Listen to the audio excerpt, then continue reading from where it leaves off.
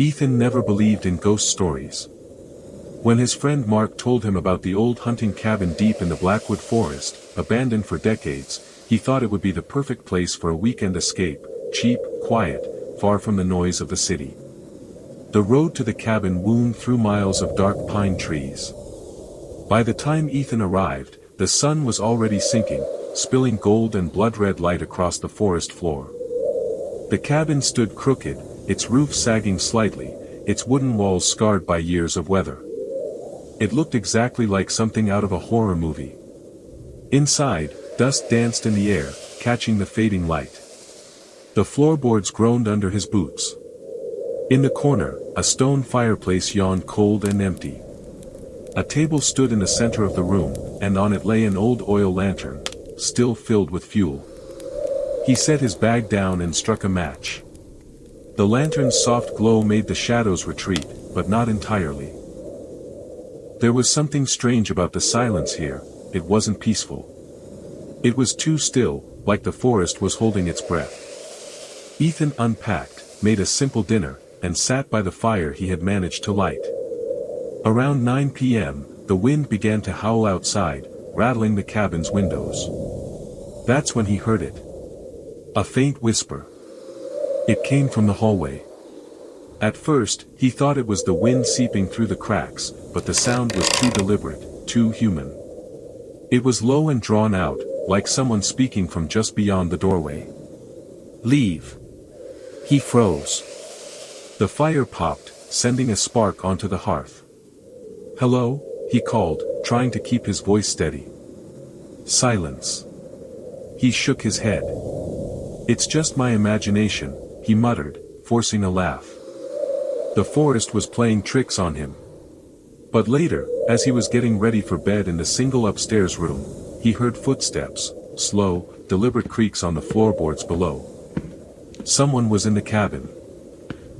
He grabbed the lantern and crept to the top of the stairs. "Who's there?" No answer. The footsteps stopped. The air felt heavier now, colder. He descended the stairs one at a time, lantern held high. The main room was empty. The door was still locked from the inside. Then he noticed something that made his stomach turn.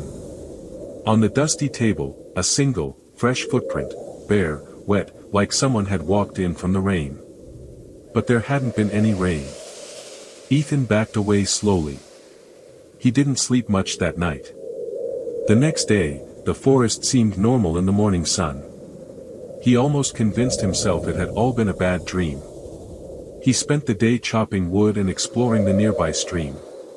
By afternoon, clouds began to gather, and the light dimmed unnaturally fast. He returned to the cabin just before dark, lit the fire, and settled in with a book. That's when the knocking started. 3 slow knocks on the front door. He stood there, heart pounding. Whoever it was hadn't driven here, he would have heard a car. The knocks came again.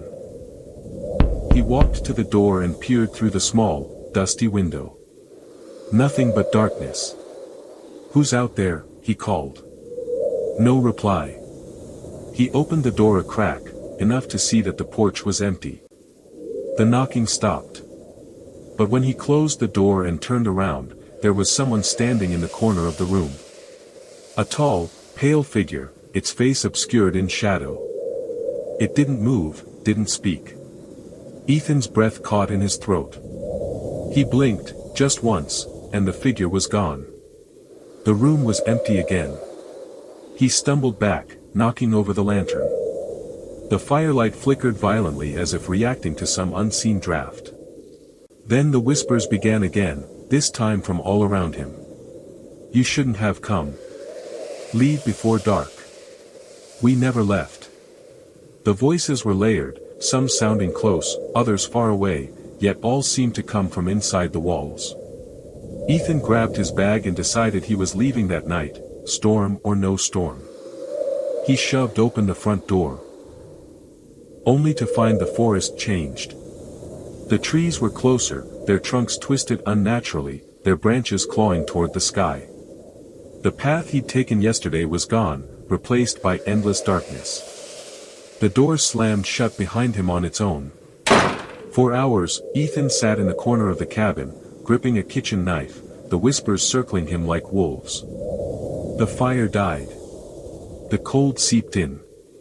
At exactly midnight, the floorboards began to creak under invisible footsteps again, this time coming down the stairs from the room above. But Ethan had been in that room earlier. He knew it was empty.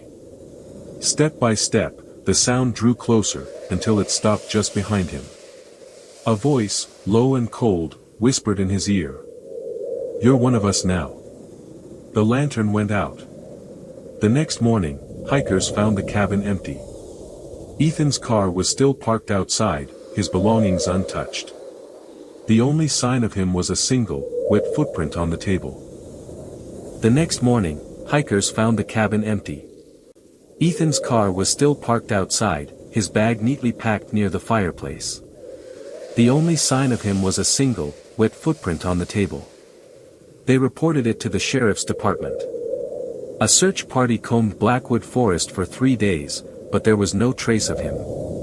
The wood seemed wrong. Compasses spun uselessly. Radios crackled with static. Eventually, the search was called off.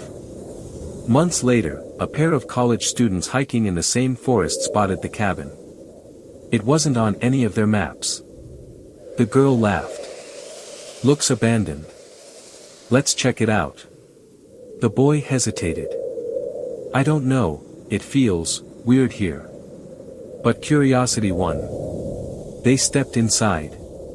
The air was heavy and stale, as if no one had opened the door in decades. Dust coated everything, except for a fresh, wet footprint on the table. From somewhere upstairs, the floorboards began to creak. A whisper followed. "We've been waiting."